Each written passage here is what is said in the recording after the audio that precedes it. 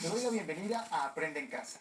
Lo genial de este programa es que vamos a poder seguir aprendiendo de una manera distinta a como lo hacemos en la escuela. Una vez que te hayas lavado las manos, toma papel y lápiz para anotar y siéntate frente a la televisión.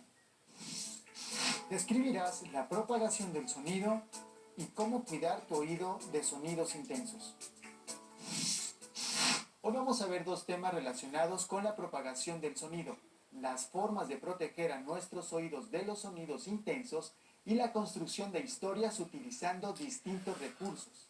Para eso seleccionamos unos videos para ti. Al final te haremos preguntas para que pienses un poco sobre lo que aprendiste. Disfrútalo.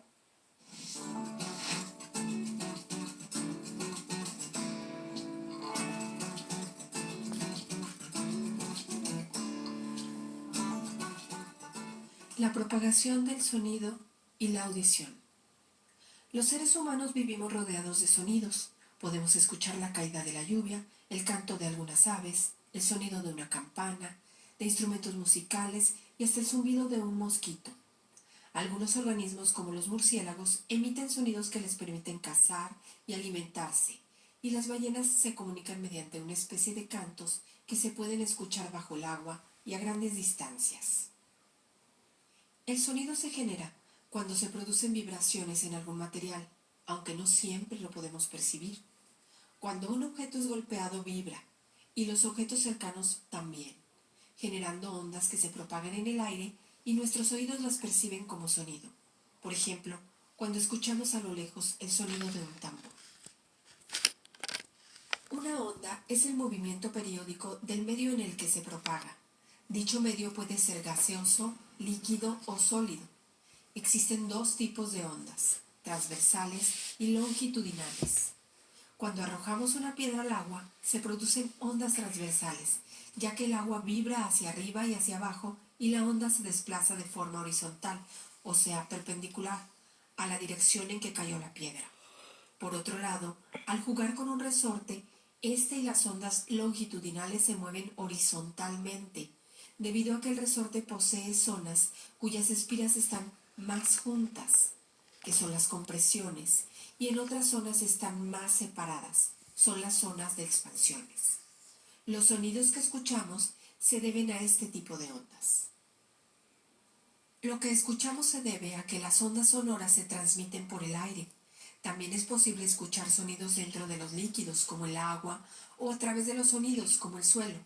Por ejemplo, se puede escuchar el sonido al golpear una puerta, o un nadador puede escuchar el sonido cuando una piedra cae al agua. Si construyéramos un teléfono casero, con dos botes y una cuerda, podemos escuchar la voz de un compañero cuando ésta choca contra un material elástico, como el fondo del bote, y le transmite sus vibraciones. A su vez, el fondo del bote las retransmite a la cuerda, y a través de ella llegan al otro bote, que también vibra. Así se transmite el sonido o la voz que el compañero escuchó. Un dato interesante: la ecolocalización es una percepción sensorial para explorar el medio físico a través del sonido y el eco que produce. La rapidez del sonido en el agua del mar es de 1500 metros por segundo, mientras que en el aire es de 340 metros por segundo. De modo general podemos decir que los diferentes tonos de los sonidos que escuchamos se deben al número de ondas que se generan en un segundo. Cuando el sonido es agudo, se produce un mayor número de ondas. Cuando es grave, el número de ondas es menor. La intensidad del sonido se mide en decibeles. Para la protección de las personas se han formulado regulaciones en el mundo que limitan el nivel en diferentes actividades que realiza el ser humano. La Organización Mundial de la Salud, o sea la OMS, considera 85 decibeles como el límite superior deseable. Un sonómetro es utilizado para medir la intensidad del sonido. El sonido es muy importante en nuestra vida.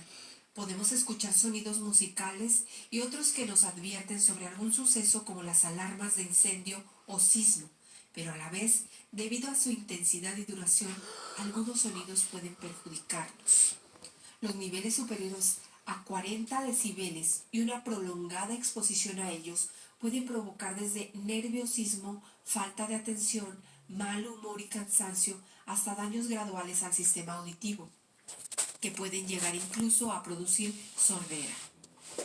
Todos los sonidos que escuchamos viajan a través del aire y llegan a nuestros oídos en forma de ondas. Las ondas sonoras recorren el oído externo a través del conducto auditivo, chocan en la membrana del tímpano, que se parece a la superficie de un tambor, y la hacen vibrar. El tímpano transmite esta vibración a los tres pequeñísimos huesos ubicados en el oído medio, que son el martillo, el yunque y el estribo. Y de ahí al oído interno, donde la cóclea, que está llena de líquido, transforma la energía vibratoria en energía eléctrica, que es la forma final en que el sonido llega al cerebro. La ciencia y sus vínculos.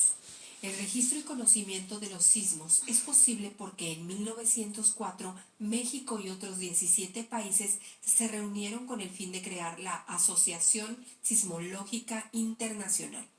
El gobierno mexicano decretó la fundación del Servicio Sismológico Nacional, SSN, el 5 de septiembre de 1910. Desde 1929 el SSN es parte del Instituto de Geofísica de la UNAM. Los sismógrafos registran temblores en el territorio nacional, principalmente en las costas del Océano Pacífico, en Veracruz y el Valle de México. El objetivo del SSN es proporcionar información oportuna sobre la ocurrencia de sismos, así como evaluar y prevenir riesgos en el ámbito nacional. Los registros históricos reportan terremotos en la República Mexicana desde 1475. Un gran sismo de magnitud 7.9 ocurrió en el año de 1911.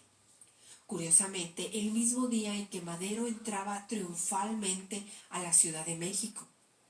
De principios del siglo XX a la actualidad, los sismos han causado daños en Veracruz, 1973, Ciudad de México, 1957 y 1985, en Colima, en 1993 y 2003, y Mexicali, en 2010.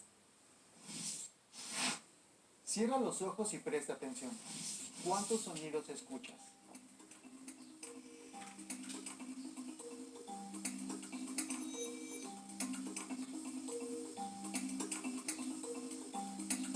¿Puedes identificar las fuentes?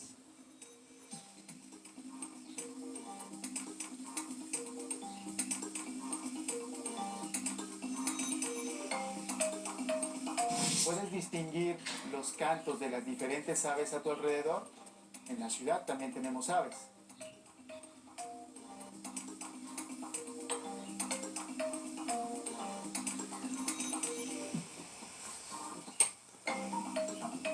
¿Cuál es la característica principal del sonido?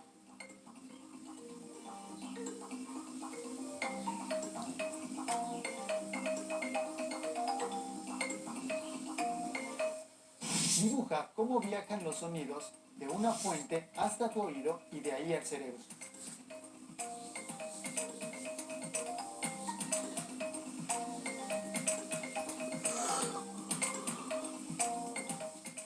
Vamos a ver los siguientes videos. Los oídos están activos constantemente, captan las ondas sonoras y las transforman en información que el cerebro es capaz de interpretar, como por ejemplo la música y el habla. El sonido es una onda de presión que puede vibrar tanto rápida como lentamente. Las vibraciones lentas producen sonidos graves, mientras que las vibraciones rápidas producen sonidos agudos. El sonido entra en el oído y se canaliza a través del conducto auditivo hasta alcanzar la membrana timpánica. Cuando la membrana timpánica comienza a vibrar, pone en movimiento la cadena osicular del oído medio. La cadena osicular está compuesta por el martillo, el yunque y el estribo. Las vibraciones del sonido se transmiten a través de la cadena osicular hacia el oído interno. En el oído interno la cóclea desempeña un papel fundamental. Es aquí donde la energía mecánica del sonido se transforma en complejas señales eléctricas que más tarde se transmiten al cerebro. En términos simples, la cóclea es un tubo en forma de espiral lleno de fluido. Las células sensoriales, también llamadas células ciliadas, cubren por completo toda la extensión de la cóclea. Estas células ciliadas poseen distintos grados de sensibilidad para la detección de los diferentes tonos o frecuencias. Esto permite al oído percibir todo el espectro de sonidos. La transformación de las vibraciones mecánicas en pulsos eléctricos es un proceso complejo resultado del movimiento de las células ciliadas en la cóclea. Las células ciliadas están dispuestas como las teclas de un piano a lo largo de toda la extensión de la cóclea. Las células ciliadas, localizadas en la base o región inferior de la cóclea, son responsables de las altas frecuencias, mientras que las células ciliadas del ápex son responsables de las bajas frecuencias.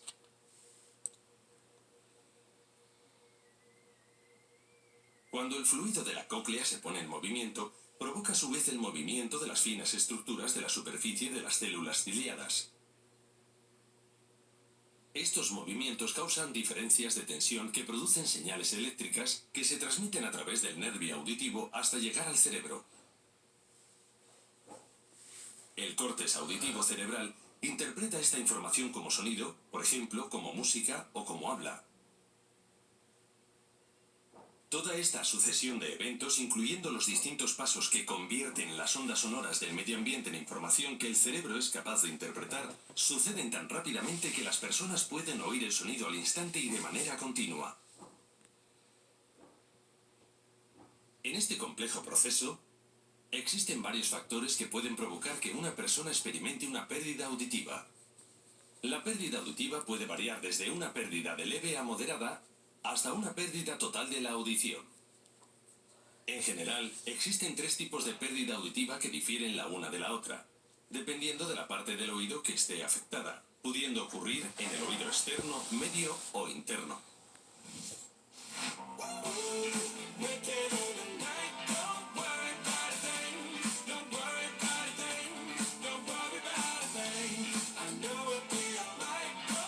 Las nuevas tecnologías han fomentado el uso de auriculares y parlantes de alta potencia. Sin embargo, el uso desmesurado de estos aparatos puede dañar las células del oído. Según los especialistas, el daño auditivo por uso de auriculares está directamente relacionado con la presión sonora y el tiempo de exposición. Los auriculares se pueden usar. Están ahí, yo me los puedo poner. Ahora, ¿qué pasa? ¿Es conveniente o no es conveniente?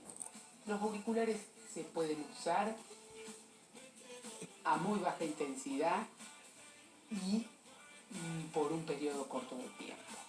No es conveniente usar auriculares todo el día o usarlo en horas y a una intensidad elevada. ¿Qué pasa? Que es muy difícil decir, a ver, cuál es la intensidad que yo puedo utilizarlo. Es una intensidad, un sonido ya empieza a dañar el oído, ya empieza a fatigar el oído, ¿sí? A 40 decibeles y lo daña a partir de 80. 80 decibeles es una intensidad, para que nosotros nos demos cuenta, es mucho menor a un boliche bailable. Un boliche bailable está alrededor de 100 decibeles, 110. Ya estamos hablando ante intensidades nocivas para el aparato auditivo. Entonces, va a depender de la intensidad, del volumen, ¿no es cierto?, que lo esté utilizando y del tiempo de exposición. A mayor volumen, mayor tiempo de exposición, un sonido es más dañino. A menor volumen, menor tiempo de exposición, es menos dañino. Lo podemos usar, pero con mucha mesura, o sea, con mucho cuidado. Yo, en lo posible, diría, no lo usen. Si podemos prescindir del auricular, sería lo ideal. La Organización Mundial de la Salud ha advertido en repetidas ocasiones que escuchar música con auriculares a un alto volumen tiene como consecuencia unos negativos efectos en el sistema auditivo. Según diversos estudios científicos, en Argentina, alrededor del 10% de las personas que usa auriculares a un volumen muy alto experimenta pérdidas auditivas. ¿Qué sucede si nosotros no protegemos nuestro oído, no hacemos prevención, si no nos cuidamos y utilizamos intensidades altas en los auriculares, cuando estamos escuchando música, cuando estamos trabajando. A veces no solamente música, a veces son retornos de equipos, ¿no es cierto?, que se está utilizando. ¿Cuál es el problema? Que provoca el estímulo intenso y por un tiempo prolongado, pero provoca dentro del sistema auditivo una lesión irreversible.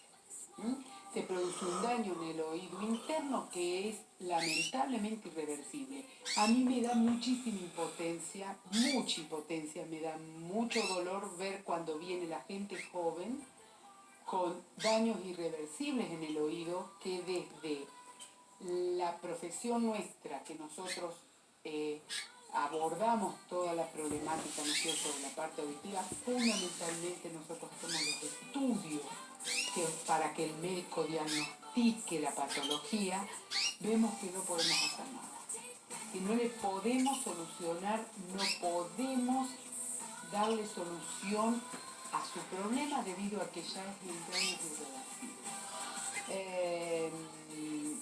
Me da mucha impotencia tener que estar equipando con un audífono una persona que lo podría haber evitado. Bienvenido sea el audífono, bienvenidos sean todos los aparatos para poder equiparar una pérdida auditiva, pero cuando la pérdida auditiva no obedece a causas, ¿sí?, que podríamos haberlas prevenido desde la salud, desde nosotros que somos agentes de salud. La exposición a niveles de sonido menores a 70 decibelios no produce daño auditivo independientemente de su duración, pero si este umbral sube a 85 decibelios por más de 8 horas diarias, puede ser un factor de riesgo para la audición. Aunque existen otros factores que intervienen en la pérdida de audición, bajar el volumen es el consejo más extendido entre los expertos. La intensidad es difícil, ¿no es cierto? Pero cuando uno está al lado de un chico que